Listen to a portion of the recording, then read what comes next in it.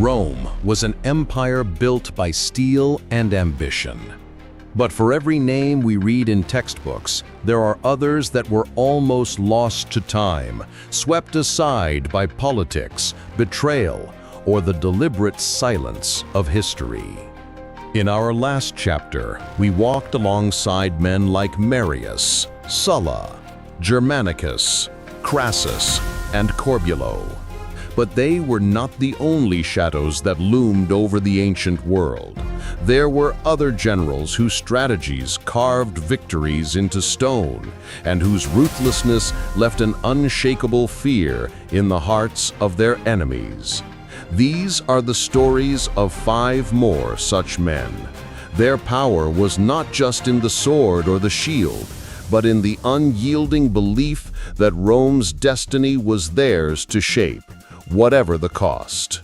Aulus Plautius, the Conqueror of Britain.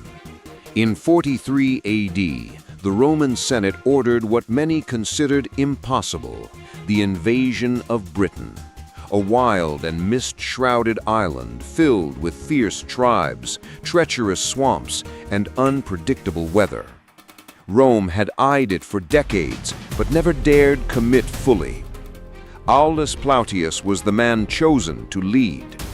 He brought 4 legions across the Channel and faced a united front of British tribes under Caraticus and Togodumnus.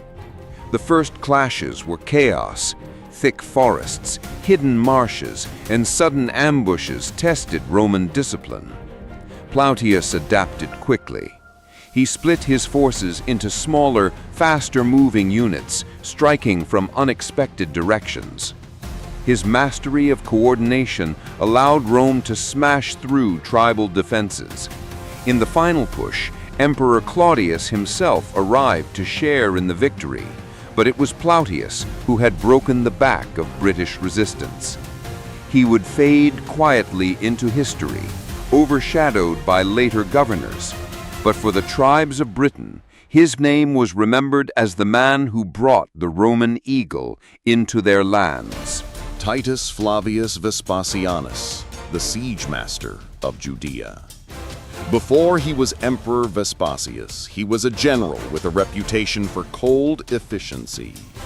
In 67 AD, during the Great Jewish Revolt, he was tasked with crushing one of the most determined uprisings Rome had ever faced.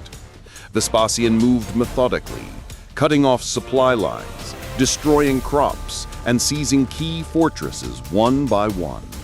He understood that the quickest way to end the revolt was to starve it. His campaigns were not battles of glory, but of grinding attrition. In Galilee, he stormed fortified towns with siege towers, battering rams, and relentless assaults. The defenders fought with unmatched bravery, but Vespasian's discipline and patience always wore them down.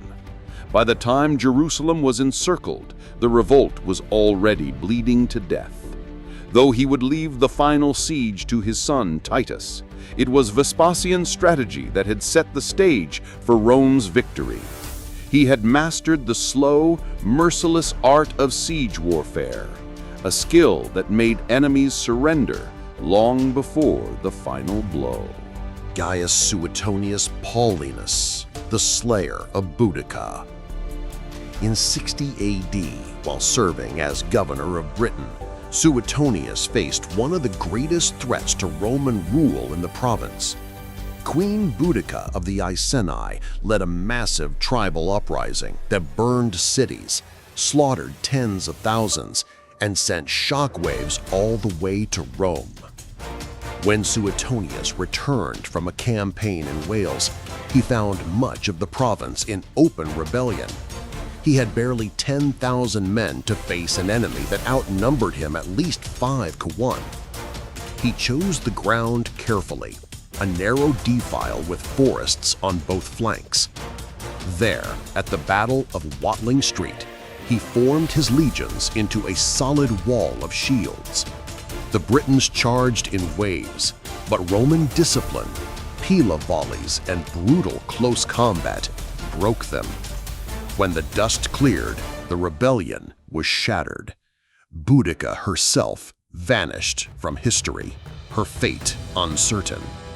But Suetonius had shown the tribes that Rome's grip on Britain would not be broken by sheer numbers. His ruthless precision had turned the tide with a force far smaller than his enemy. Quintus Cerrius, the rebel genius. Not all feared generals fought for Rome. Some fought against her, and in doing so, exposed her weaknesses. Cerrius was a skilled commander who had once served the Republic faithfully. But when political enemies drove him into exile, he found himself in Spain, among tribes weary of Roman domination. With a mix of Roman discipline and guerrilla tactics learned from the locals, Cerrius waged a brilliant resistance campaign. He struck supply lines, ambushed isolated units, and melted away before Rome's legions could retaliate. His small, mobile forces made the vast landscapes of Hispania his greatest ally. For nearly a decade, he outwitted some of Rome's most capable generals, including Pompey the Great. His leadership was so respected that even enemies admired his brilliance. But politics, not war, ended his life. Betrayed by his own officers, Cerrius was assassinated at a banquet.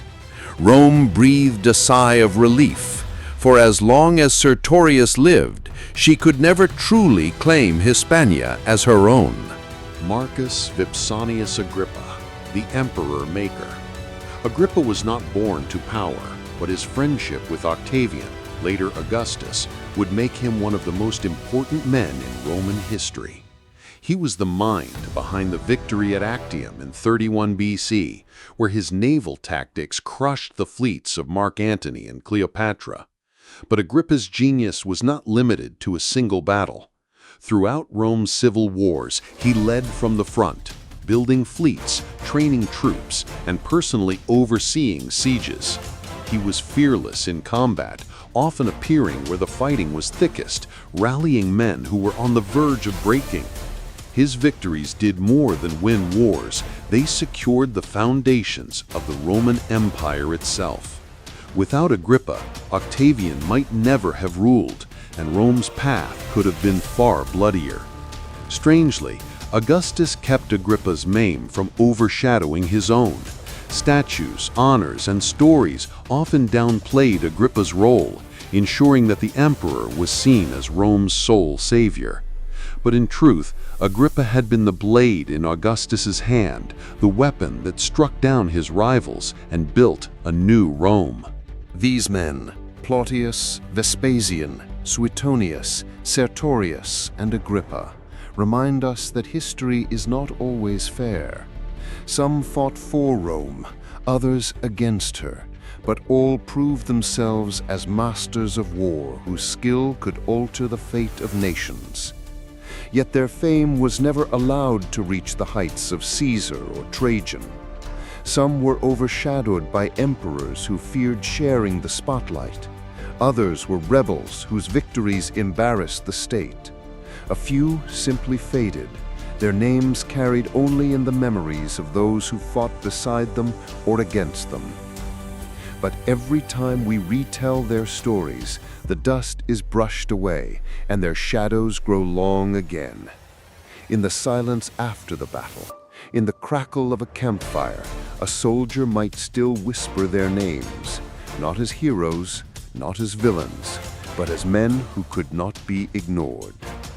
Because in Rome, glory was a dangerous thing, and the most feared generals were those whose victories came at a cost the empire itself could barely afford.